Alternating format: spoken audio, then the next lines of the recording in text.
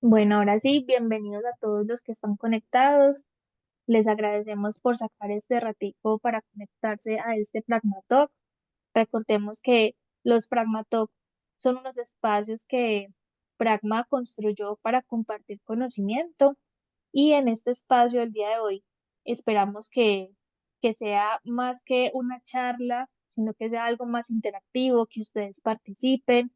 Eh, esta charla está construida para que busquemos la manera de resolver esas dudas juntos con respecto a a, a la certificación de AWS. Entonces, la idea es que ustedes estén muy atentos y muy participativos en el chat.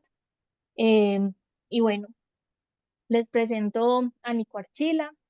Nico es ingeniero de sistemas y magíster en arquitecturas de TI. Lleva más de 10 años de experiencia estableciendo arquitecturas de soluciones en tu y generando estabilidad en los negocios. Nico, bienvenido a este espacio de nuevo. ¿Cómo estás? Hola Dani, muchísimas gracias por la invitación. Y bueno, como Dani venía conversando, la idea es que hoy vamos a conversar sobre la certificación de arquitecto asociado de AWS.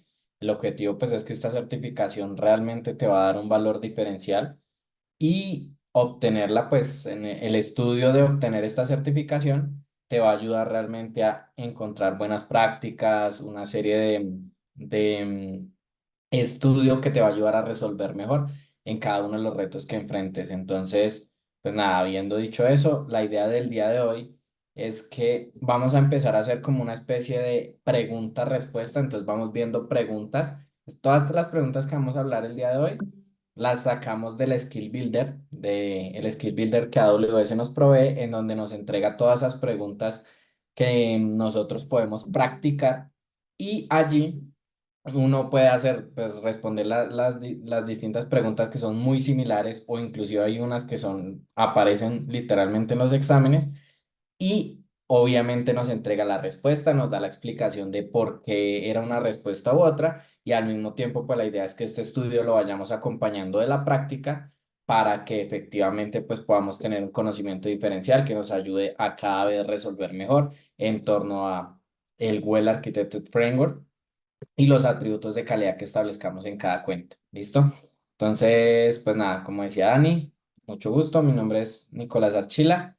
He trabajado ya bastante tiempo en arquitectura, entonces cualquier pregunta que tengan respecto a todo el tema de arquitectura, a este examen, la idea es poderles entregar algunos tips que nos han servido a nosotros para certificarnos, para obtener esta y otras certificaciones, incluyendo la professional, y de esta manera, pues que efectivamente podamos ayudarles a crecer en su carrera profesional, ¿vale? Entonces, habiendo dicho eso, la idea es que vamos a ir pregunta-respuesta. Entonces yo voy a leer la pregunta, voy a traducirla, les leo cuáles son las respuestas y la idea es que interactuemos y en cada pregunta ustedes nos vayan dando como cuál creen que es y ojalá también nos digan pues por qué esa es la respuesta correcta. ¿Listo? Entonces habiendo dicho eso, uno de los tips importantes para resolver estos exámenes es, uno, revisar cuáles son los atributos de calidad que me está pidiendo la pregunta. ¿Qué es lo que el negocio quiere solucionar? ¿Sí? Basado en la información que me están dando en la pregunta.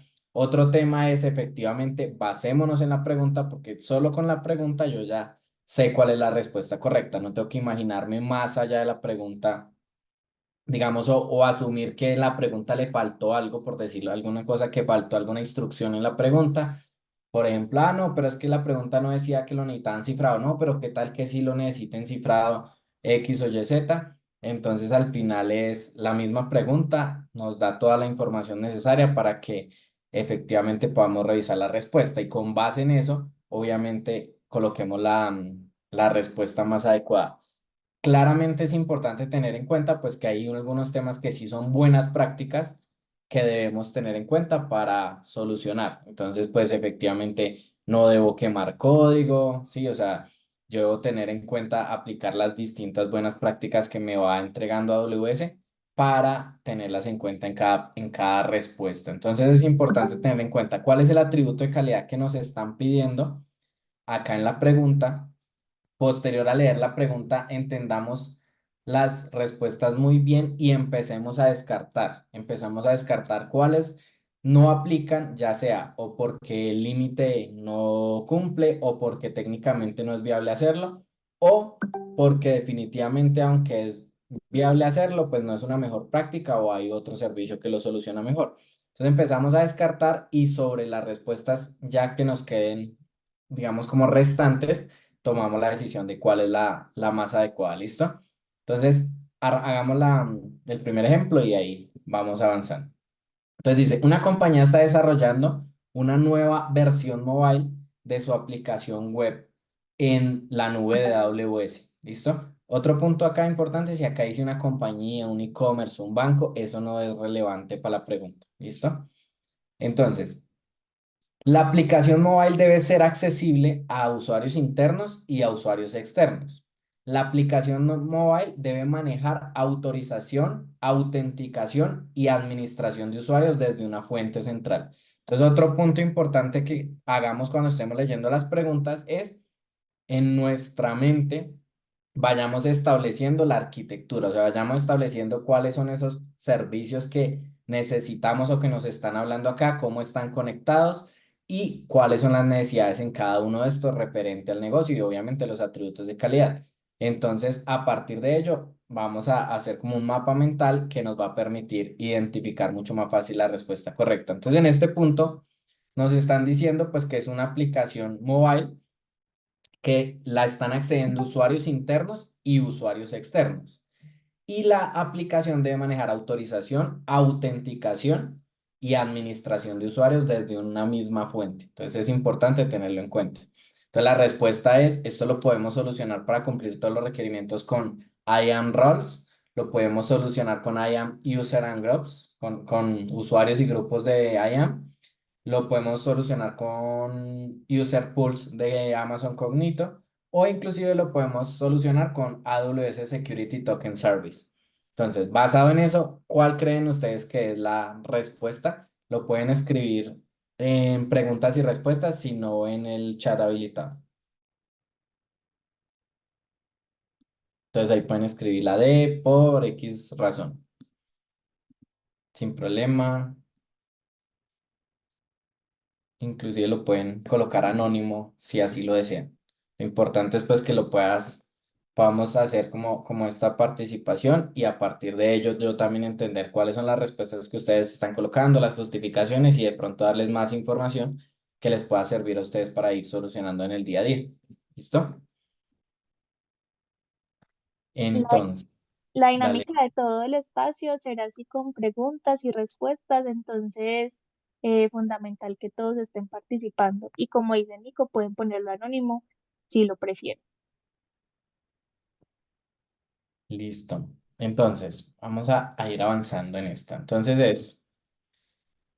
Bueno, la primera, los roles. ¿Por qué los roles no es la respuesta correcta? Como hablamos, primero descartamos y luego entre las que queden decimos cuál es la más adecuada. Entonces, ¿por qué los roles no es una respuesta correcta? Básicamente es porque un rol, ¿sí? Pongámosle que tú tienes un usuario, ¿cierto? Y el usuario es Nicolás Archila. Una vez tienes este usuario, a este usuario, digamos que no tiene ningún permiso. Entonces, a partir de que no tiene ningún permiso, tú le puedes entregar o un rol y a ese rol le añades unas políticas y unos permisos de ese rol y hagan de cuenta que ese rol es como un casco. Entonces, tú le pones el casco al usuario, ¿cierto? Y el usuario, una vez le adjuntas ese rol, ya efectivamente el usuario va a tener esos permisos y va a poder actuar en consecuencia de esos permisos. Eso es un rol. Claramente, como es un casco, tú no le puedes poner dos cascos a un mismo usuario. Entonces, tú no le puedes adjuntar dos roles distintos a un mismo usuario. Entonces, esta es una de las maneras. Coge las políticas de los permisos, se las agregas a los roles y los roles los adjuntas al usuario y el usuario le permites también asumir ese rol. Esa es una manera. Otra manera es adjuntarle políticas al usuario. Eso no es recomendable. Lo más recomendable es o asignar las políticas a un rol o inclusive crear un grupo, asignarle las políticas a ese grupo e incluir el usuario a los grupos. ¿Listo? Habiendo dicho eso, el usuario sí me va a entregar temas de permisos, me va a permitir ejecutar acciones, pero no me está manejando toda la parte de autenticación, ¿cierto? Y efectivamente, pues no es que esté administrando todo el tema de usuarios. Entonces, por esa razón, los roles no son. Si hablamos de los grupos, es muy similar a lo que veníamos conversando, ¿sí? Pero al final, de igual manera, tanto con usuarios y grupos como con roles, no vamos a poder controlar el acceso a la aplicación, ¿vale? Entonces, por esa razón no hay ni roles ni grupos. Security Token Service, básicamente es tú le puedes entregar como un usuario de confianza, o sea, le entregas un token, por decirlo, que tiene unas credenciales temporales que te permiten acceder a ciertos recursos, pero al final tampoco controla el acceso directo a la aplicación donde entregue pues la autenticación, la autorización y la administración de los roles. O sea, todo el acceso a la aplicación que es lo que necesitamos, tampoco lo puedo manejar con AWS STS. ¿Listo? Pero sí lo puedo manejar con Cognito. ¿Listo? Cognito pues al final me va a proveer tanto la autenticación como la autorización, como la administración de usuarios para las aplicaciones que yo quiera manejar. Entonces, por esta razón, la respuesta correcta es la C, es Cognito. ¿Listo? Entonces, vamos a ir con la siguiente pregunta. Y la siguiente pregunta dice, una aplicación de reportes corre sobre instancias de AWS. Entonces, acuérdense, tenemos acá unas instancias de AWS que están detrás de una Application Load Balancer. Entonces, tengo la Application Load Balancer, tengo otras instancias acá atrás y ese Application Load Balancer ya está integrándose directamente con las instancias. Vamos haciendo el mapa mental. Las instancias están corriendo con unos auto-scaling group que están establecidos en varias zonas de disponibilidad. ¿Listo?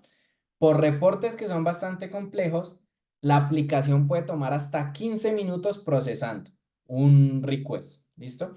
Y un arquitecto de soluciones está preocupado porque va a recibir errores 500 si un request a un reporte se está procesando durante un evento de escala. Entonces, mentalmente lo que está pasando acá es, tengo acá mi Application Load Balancer. Entonces el usuario llega, hace una petición al Application Load Balancer, el Application Load Balancer conecta las distintas instancias y las instancias están con un auto-scaling group. ¿Qué quiere decir también? Que las instancias, yo ahí le puedo colocar el máximo, el mínimo, el deseado y ellas van a ir escalando acorde, obviamente, a cómo se está comportando las distintas métricas y demás temas que yo le haya establecido, ¿sí? Entonces, él va a ir escalando, o sea, va a ir agregando más instancias o va a ir reduciendo las instancias. Aparte, o si alguna instancia no está contestando bien, pues él la va a bajar y va a subir una nueva instancia.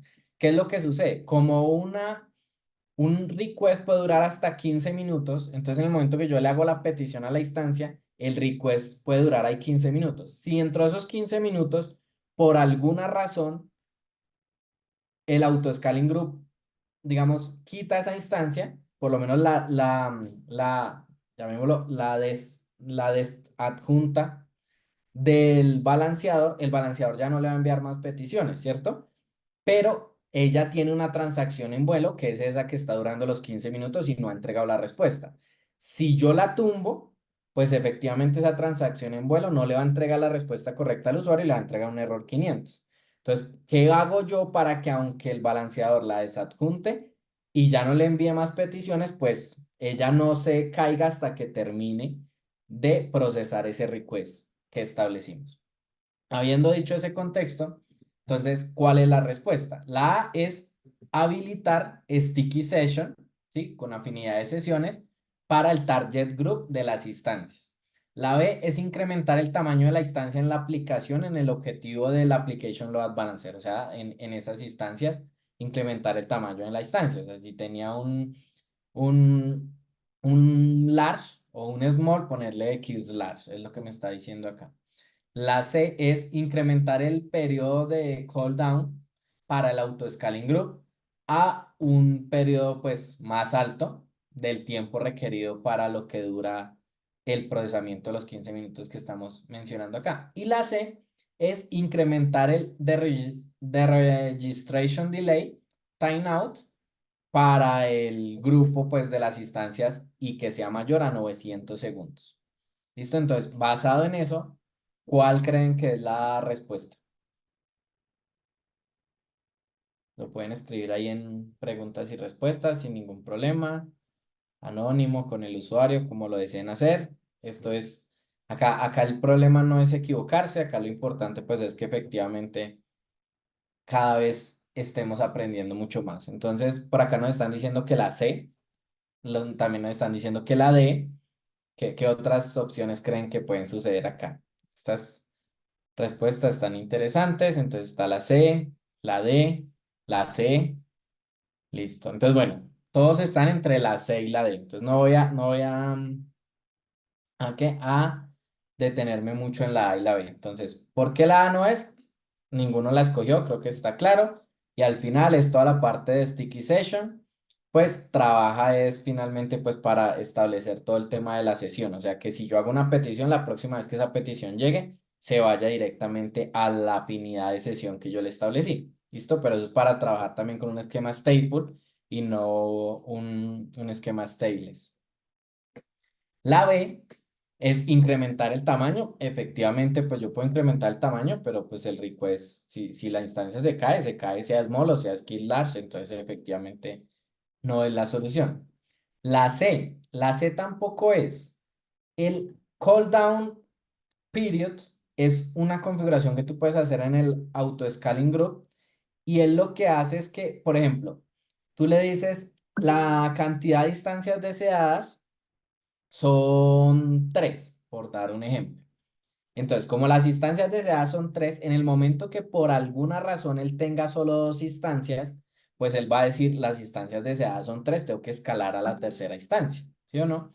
Entonces él manda el escalado a la tercera instancia, pero el escalado tiene un tiempo en el que va a durar mientras la instancia sube, mientras empieza definitivamente a configurar lo que tenga que configurar internamente para que al final termine respondiéndole un status 200 al balanceador de carga.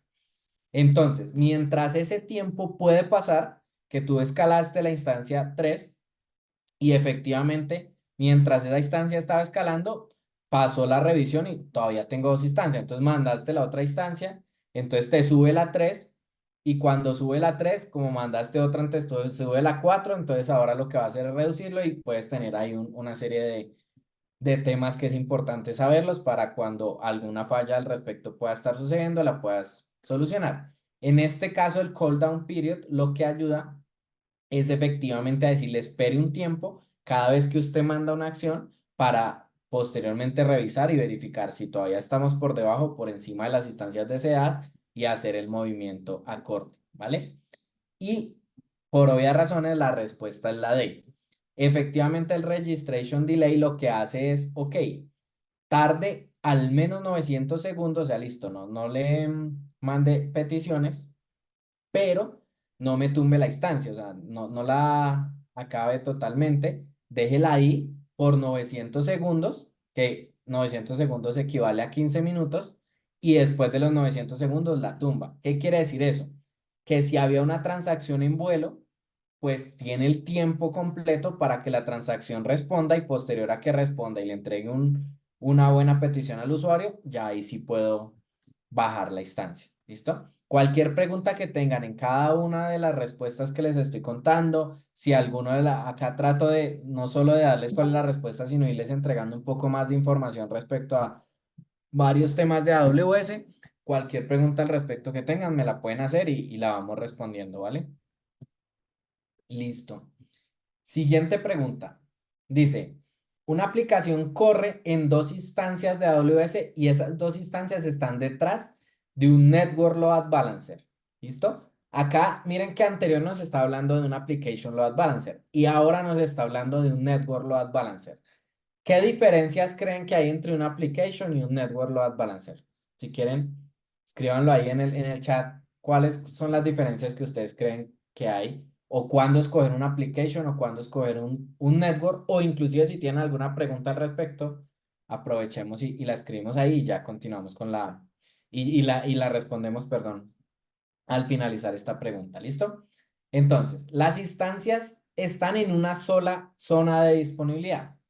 ¿Qué debería el arquitecto de soluciones hacer para que esta arquitectura sea mucho más disponible? ¿Listo? Entonces, recuerden, importante el atributo de calidad. Respuestas. Puedes crear una nueva VPC con dos instancias en la misma zona de disponibilidad, como está la instancia original de S2. Y crea un VPC peering para que se conecte entre estas dos VPCs. Esa es la primera respuesta. La B. Reemplace el Network Load Balancer y ponga un Application Load Balancer que está configurado con instancias de Autoscaling Group. La C, configure un Route 53, ¿sí? Para hacer, digamos, como chequeos de salud en las instancias S2 detrás del Network Load Balancer. Y añada un failover routing, una política de enrutamiento de fallas. Si él ve que algo está fallando, entonces hace el enrutamiento.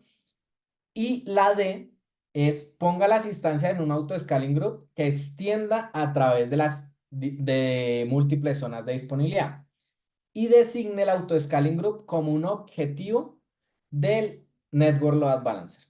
¿Cuál creen que es la respuesta acá? Y lo que les pregunté, si saben la diferencia entre Network y Application Load Balancer.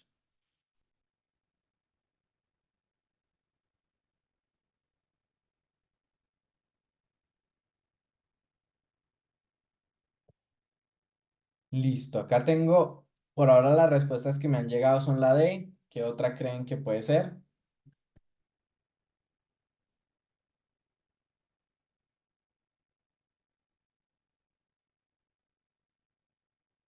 Y listo, la D. Dice, la diferencia es el algoritmo de balanceo. Es una pregunta, ya te la respondo. Hay otra que es más, lo veo como afirmación y es la diferencia es el nivel en el que operan. ALB opera en la capa 7 y NLB opera en la capa 4 hablando del modelo OSI. Listo, perfecto. Entonces, vamos a responder la pregunta y posteriormente a esto hablamos de los balanceadores. Entonces, listo. La A no es porque pues efectivamente no tiene pues ninguna relación con la pregunta. El hecho de tener un VPC peering no te va a aumentar alta disponibilidad en lo absoluto. ¿Listo? Entonces, el tema de reemplazar el network load por el application load, no, pues digamos que al final con eso no estás haciendo alta disponibilidad porque al final tengas el network o tengas el application, los dos siguen em, haciendo los requests a una sola zona de disponibilidad, donde se llega a caer esa zona, ya quedas por fuera, entonces no tienes alta disponibilidad.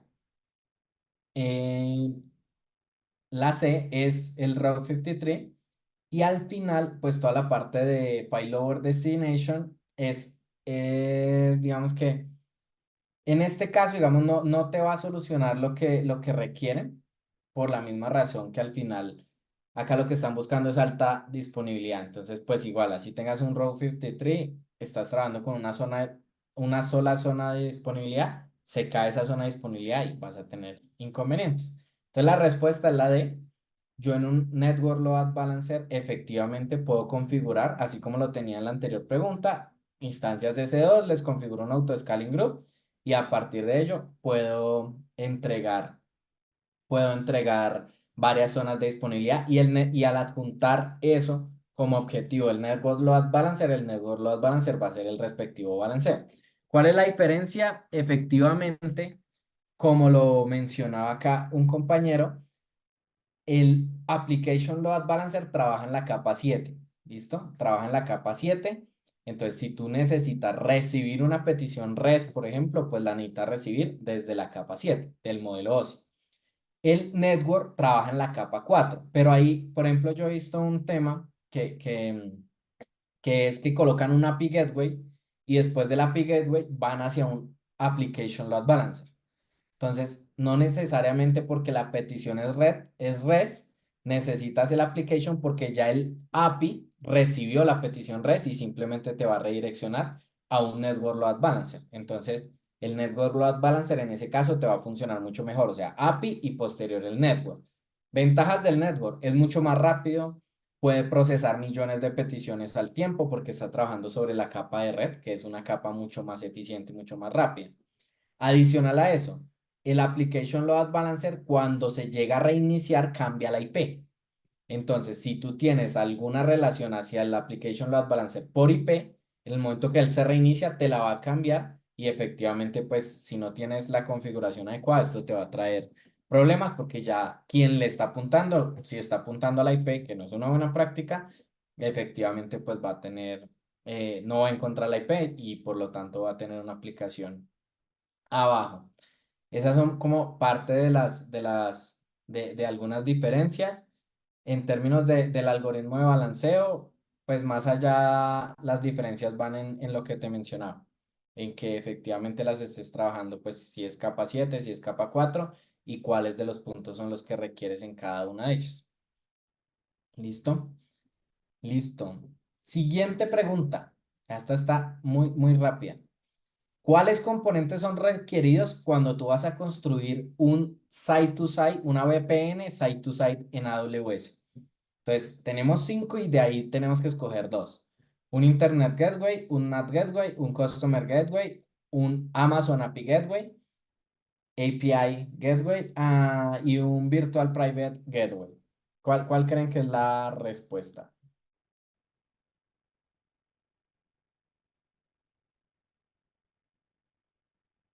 Damos 10 segunditos para que respondan.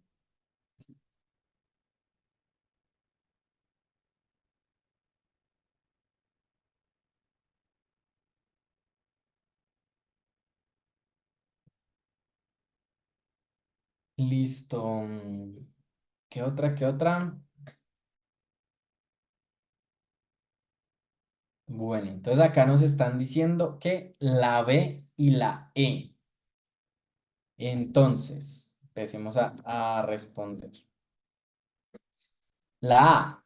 La A no es efectivamente porque un Internet Gateway pues se adjunta simplemente a una VPC para permitir tráfico hacia Internet y ya pues al final no lo necesitas en lo absoluto para cuando estás trabajando una conexión de VPN. El NAT Gateway se utiliza porque tú lo configuras, ¿cierto? Tú lo configuras para que, por ejemplo, tú puedas acceder a Internet desde una instancia. La instancia a través de la tabla de ruteo le pega al NAT Gateway, el NAT Gateway le pega al Internet Gateway y ahí sale hacia Internet. En caso de que la petición venga de Internet hacia abajo, llega al Internet Gateway, él la deja pasar, pero el NAT Gateway dice, no señor, yo solo envío peticiones de salida, pero no recibo peticiones de entrada. Eso garantiza que nadie tenga acceso a tu instancia, pero tu instancia sí pueda salir a Internet para buscar actualizaciones de parches o algo por el estilo. Pero no se requiere en un tema de VPN. API Gateway, pues efectivamente es un servicio de AWS que yo lo coloco, es Application Programming Interface, una interfaz de programación de aplicaciones, ella queda ahí al frente, le hace la petición y ella puede consumir un servicio, una lambda o lo que requieras, pero no tiene que un VPN. Entonces, Customer Gateway sí es requerido para la VPN y es una conexión que es establecida en el lado del cliente. Entonces, este dispositivo es configurado en el data center del cliente y luego un Virtual Private Gateway que es configurado adjuntado a la VPC. Con estos dos, la VPN tiene esa conexión desde la VPC donde te estás conectando y desde el data center a donde te estás conectando. Entonces la respuesta es la C y la E. ¿Listo? Listo, vamos con la siguiente. Dice, una compañía está desarrollando un chat de aplicaciones que será desplegado en AWS. La aplicación almacena mensajes usando un modelo de data clave-valor. ¿Listo? Y ya ahí ya me está diciendo mucho porque solo con eso puedo descartar varios temas. El grupo de usuarios normalmente lee los mensajes pues muchas veces y un arquitecto de solución debe seleccionar la base de datos adecuada que va a escalar, ¿sí? Para que inclusive en los rates de lectura entregue los mensajes con una latencia en microsegundos. ¿Listo? Ya ni siquiera me lo está pidiendo en milis, sino en microsegundos. ¿Cuál base de datos, cuál solución de base de datos va a cumplir los requerimientos? Y tenemos acá Aurora con réplicas, Amazon DynamoDB con DAX, que es DynamoDB Accelerator, Amazon Aurora con Elastic Cache, usando Memcache y Amazon Neptune con Elasticache por Memcache. Memcache. Entonces, ¿cuál creen que es la respuesta en este caso?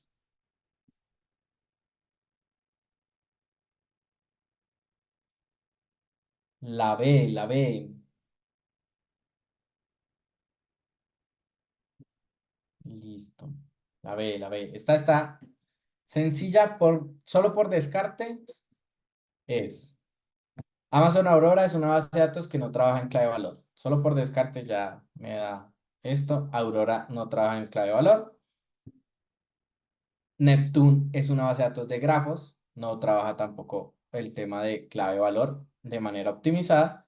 Y Amazon DynamoDB entrega respuestas en milisegundos, pero si le activo DAX, que es como una especie de caché que usa DynamoDB, va a entregar respuestas en microsegundos. Entonces, solo por la parte de clave de valor, casi que ya llegaba acá, pero para confirmarlo, DAX entrega respuestas en microsegundos.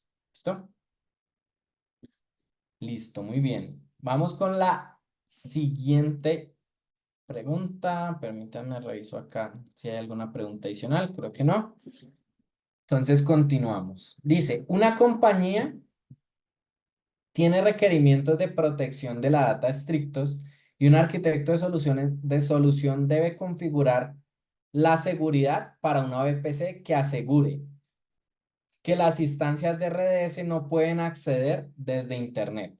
El arquitecto de soluciones debe asegurar que las instancias de base de datos son accesibles desde la capa de aplicación sobre un puerto específico. ¿Qué acciones debe el arquitecto de soluciones tomar para cumplir estos requerimientos? Entonces, recuerden, mentalmente vamos mirando y tengo una VPC, tengo una instancia RDS, ¿cierto? Que no puede quedar expuesta directamente a Internet.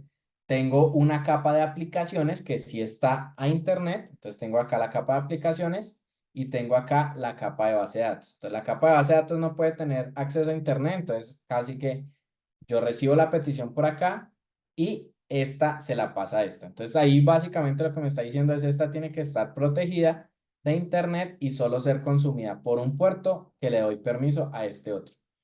¿Listo? Entonces, ¿qué debo hacer para cumplir esos requerimientos? Me dan 5 opciones y me pide que escoja 2. La primera es especificar un grupo de base de datos de subnets que contiene solo subnet privadas en la base de datos. La B es adjuntar un Elastic Network Interface, ¿sí? La C es configurar AWS Child con la VPC, actualizar las tablas de ruteo para la subnet que usan la instancia de base de datos. La D es configurar un canal de conexión con Direct Connect en la base de datos entre el puerto entre las aplicaciones y el backend. Y la E es añadir una regla de entrada con un security group a la base de datos que permita request solamente del grupo de seguridad de la aplicación sobre la base de datos y remueva todas las otras reglas de entrada. ¿Cuál creen que es la respuesta? Listo, la A y la E, la C y la E. Listo. Tengo varias A y E y tengo algunas otras C y E. Entonces, bueno, la B no es, pues efectivamente ninguno coincide ahí, no tiene nada que ver en este caso. La C, AWS Child con la VPC, pues Child es un tema que yo configuro para proteger ataques de denegación de servicio. ¿Listo? En este caso, pues no me están hablando de temas de denegación de servicio, entonces por esa razón no es la C. La de Direct Connect tampoco es Direct Connect para conectar, por ejemplo, de una nube AWS hacia un data center y que sea un canal mucho más eficiente, mucho más rápido.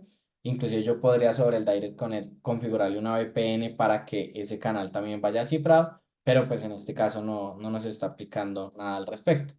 La A, efectivamente, yo lo que hago en este caso es le agrego un security group al application load balancer y en las reglas de entrada de la base de datos le digo que solamente le da acceso a ese otro security group con ese puerto específico.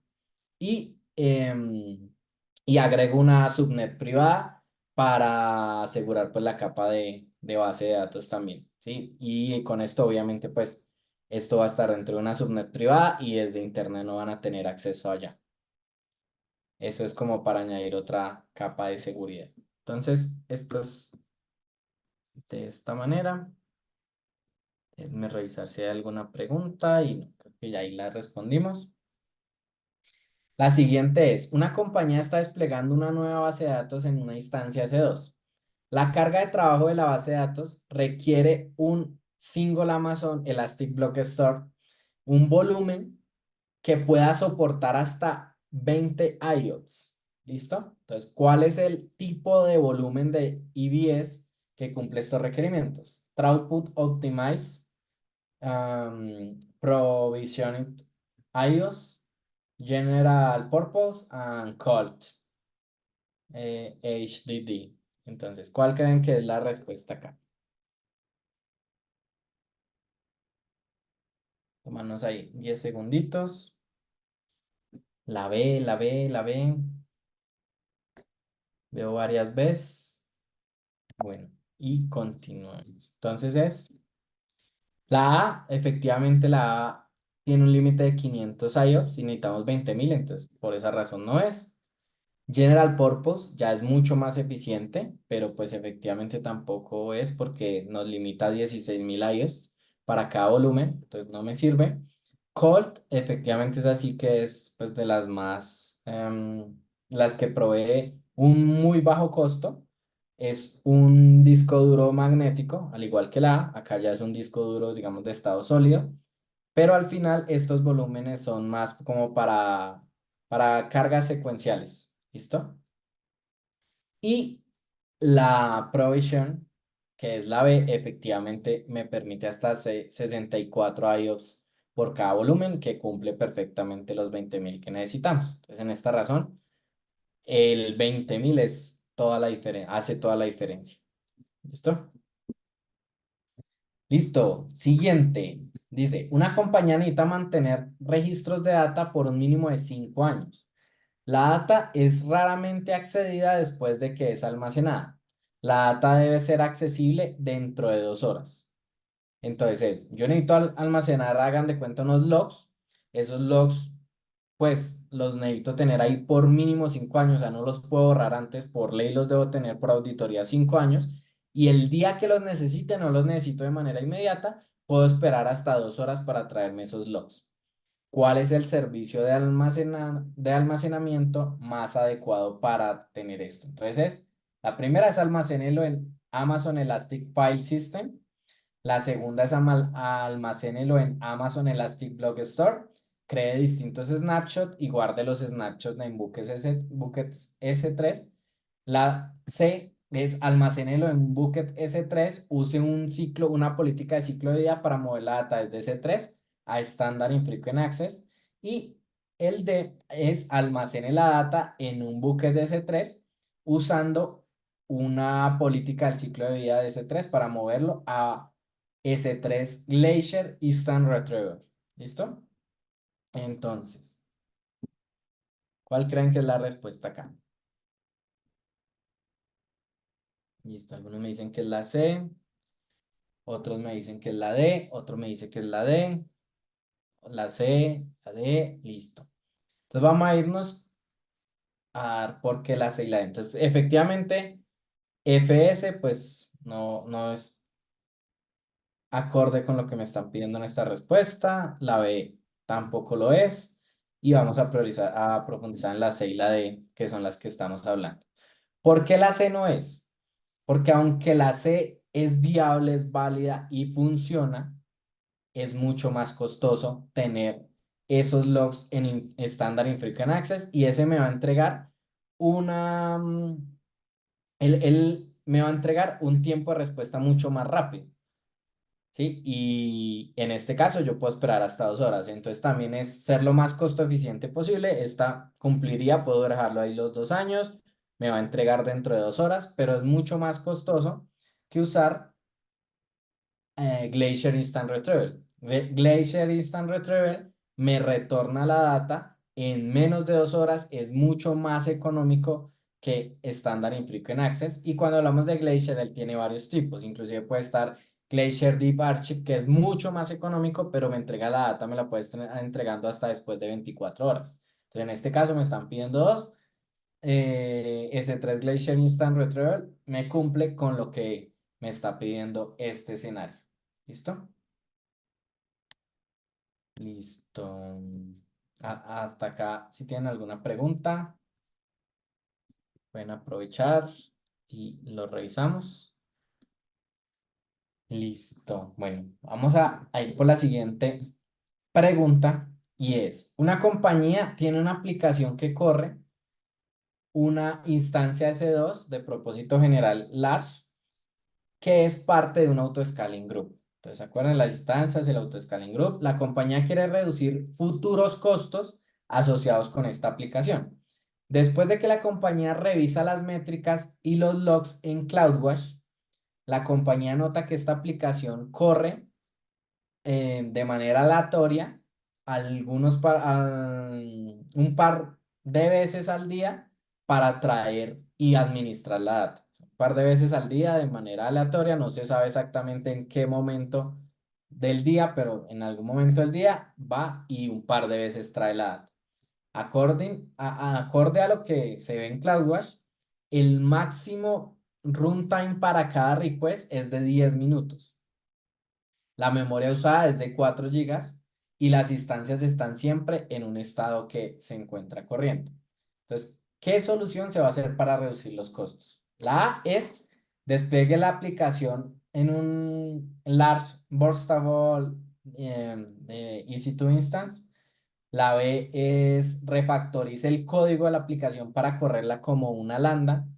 La C es containerice la aplicación usando EKS y costee los contenedores en instancias S2. Y la D es use una programación de instancias para iniciar y terminar las instancias basado en qué momentos necesitas traer la data. Entonces acá, ¿cuál creen que es la respuesta? Voy a dar unos 30 segunditos para que puedan responder esto.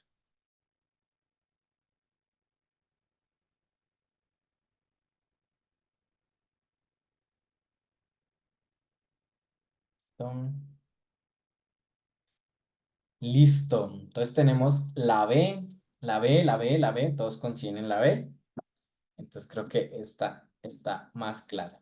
¿Listo? Entonces, efectivamente, pues esta es la A, digamos que mantendría la instancia corriendo las 24 horas del día. O sea, configures lo que configures, la instancia va a estar corriendo las 24 horas, entonces te van a cobrar por las 24 horas. ¿Por qué? Porque efectivamente tú no sabes en qué momento, o sea, ahí te está diciendo, tenga una instancia todo el tiempo y responde, pero la instancia no me cobra por la cantidad de peticiones, eh, sino que obviamente, pues más allá de que me cobre o no por la cantidad de peticiones, es que él va a estar todo el tiempo, todas las 24 horas, efectivamente cobrándome. Y obviamente a que hago, hacía referencia con el comentario anterior, pues que él me va a cobrar también dependiendo de la cantidad de CPU, del tamaño de la instancia, de todos, otra cantidad de aspectos, pero al final ya solo con esta configuración la voy a tener habilitada las 24 horas del día. Esta me pasa lo mismo, o sea, la configuro, la meto en un contenedor, la meto en EKS, pero al final el EKS está prendido las 24 horas del día esperando a ver cuáles peticiones hace. Y las 24 horas del día te van a cobrar pues por la cantidad te van a cobrar por la cantidad de configuraciones que les hayas tenido, ¿sí? Por todo el tema de procesamiento que le hayas configurado a las instancias S2, el tipo de instancia, lo mismo que hablábamos en el anterior, el tipo de instancia, el tamaño de la instancia y otros factores, por eso es que te van a cobrar en las instancias. Entonces te van a cobrar todas las 24 horas. Sea que, o sea, ahí no te cobran, para aclararlo, para que quede claro, no te van a cobrar por la cantidad de peticiones que hagas. Lo que te van a cobrar es que tú tienes una cantidad de procesamiento habilitado bajo el tipo, tamaño de la instancia y demás, y él te está cobrando de procesamiento, lo uses o no. ¿Qué pasa? Que si configuras menos del procesamiento que necesitas, pues lo que puede pasar es que te tumbe la instancia, entonces tendrás que tener un auto-scaling group que sume más instancias y pues te van a cobrar por todas las instancias que tengas arriba, el tiempo que las tengas arriba. ¿Listo? Entonces a esto importante pues aclarar. La D es no, pero entonces no las tengamos todo el tiempo arriba. Encendámosla y apaguémosla cuando la necesites, pero es que en este caso tú no sabes cuándo la necesitas. Básicamente ahí lo que me dice es que es aleatorio, o sea, me consumen, no sé, 5 veces al día, pero no sé en qué momento. Puede ser una en la mañana, otra en la noche, y yo no puedo estar, o sea, no puedo estar encendiendo y apagando cada que haya una consulta porque pues no sé en qué momento van a estar las consultas. Y si la dejo todo el día, pues me pasa lo de las anteriores. Tengo que pagar todo el día. Entonces, efectivamente, en este caso, usar una landa es un caso muy bueno porque la landa sí efectivamente te cobra solamente por cada vez que la uses. Entonces, si me consumieron 5 veces, pues solo me va a hacer el cobro por esas 5 veces, dependiendo de la cantidad de memoria y pues más allá de CPU que yo le haya establecido y basado en la CPU, él le asigna una memoria adecuada a las landas.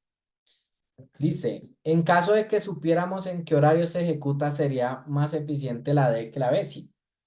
O sea, si tú sabes que es que yo hice un acuerdo con X compañía o con X usuario y él me va a consumir todos los días de 11 a 12 de la noche y no más. Entonces, pues yo de 11 a 12 de la noche le hago ahí la respectiva programación. ¿Listo? En, también es importante ahí, ejemplo, el Black Friday.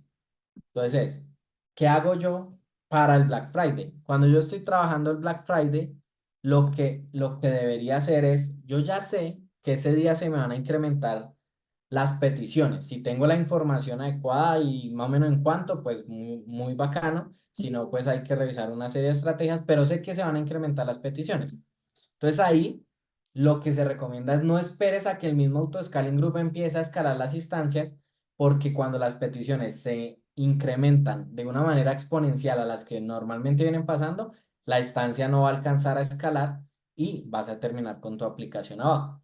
Entonces en este caso lo que se recomienda es, ya sabes que el Black Friday va a traer muchas más instancias, pues ponle un escalado programado para que efectivamente cuando llegue el Black Friday ya tengas una cantidad de instancias que te permitan soportar lo que estás proyectando. Y de ahí para adelante igual puede escalar hacia arriba o hacia abajo dependiendo cómo vaya trabajando.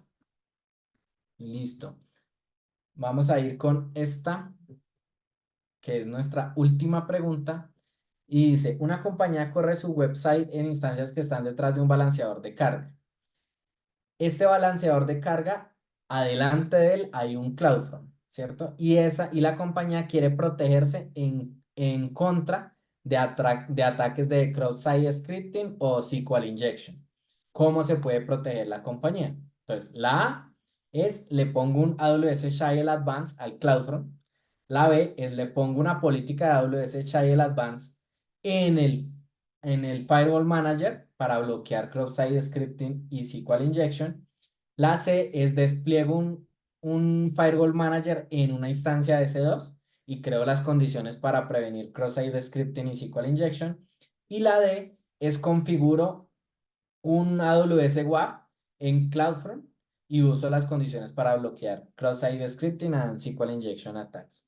Entonces voy a dar ahí 20 segunditos para que me cuenten sus respuestas y me cuentas.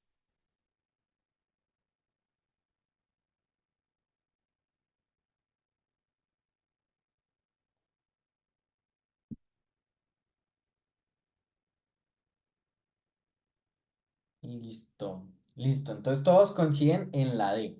Eso está muy bien. La A, efectivamente, como ya lo explicamos, lo que hace es proteger contra ataques de negación de servicio, no es SQL injection. La B es porque efectivamente, pues también, nuevamente, Shadil Advance trabaja es el tema de negación de servicios.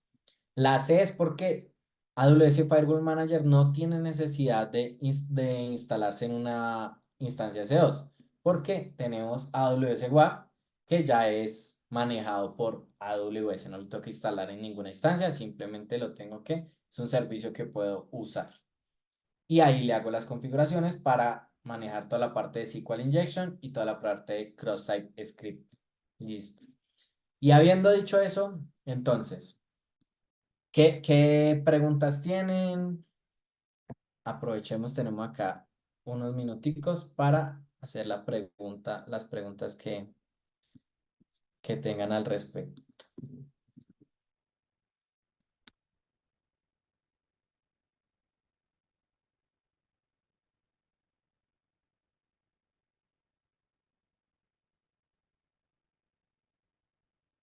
dar 20 segunditos para que puedan pensar qué preguntas tienen al respecto. Y voy a aprovechar también por acá por el chat. Ah, no, mentiras, por preguntas y respuestas.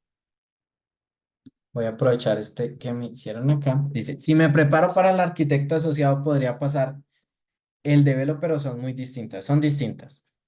Son distintas, sin embargo, una vez te preparas para el arquitecto asociado y lo pasas, tienes varias bases que te sirven para pasar el developer, pero son distintas. ¿Listo? Y voy a aprovechar tu pregunta para compartirles el enlace de Skill Builder para que ustedes puedan entrar, hacer las respectivas preparaciones y puedan hacer las distintas prácticas de este tipo de assessment. ¿Listo? Entonces, creo que ya no tenemos más preguntas. Bueno, ya no tenemos más preguntas. Espero pues que les haya sido de bastante utilidad este espacio. Otra pregunta dice, ¿el practitioner da buenas bases para el architect? Yo te recomiendo que si no has tomado nunca un examen de AWS o de certificación, está bien que hagas el practitioner porque te va a mostrar, pues también te va a ayudar en varias cosas que son importantes para prepararse a la hora de un examen, ya sea si lo vas a hacer presencial, si lo vas a hacer virtual, por ejemplo, a ti no puedes estar moviéndote o mirando hacia arriba o hacia abajo, tienes que tener el escenario bien preparado, o sea, también te ayuda a prepararte en estar tanto tiempo sentado, que nadie pueda entrar a interrumpir porque te pueden anular el examen. Entonces, yo diría que te puede ayudar en ese tipo de temas. Ya como tal, que técnicamente em, lo que solucionaste en el practitioner te puede dar bases, pero sí requieres pues un estudio mucho más profundo para pasar el de arquitecto asociado. ¿Listo? Y nada, habiendo respondido esa pregunta, creo que no nos quedan más. Espero pues que les haya sido de mucha utilidad el espacio. Quedamos atentos a cualquier cosa que necesiten. Y Dani, Nada, mil gracias a todos por participar de este espacio. Ya saben que cualquier cosa nos pueden escribir eh, a nuestros correos o a LinkedIn. Y nada, un gusto y un abrazo para todos. muchas gracias. Que Dios los bendiga.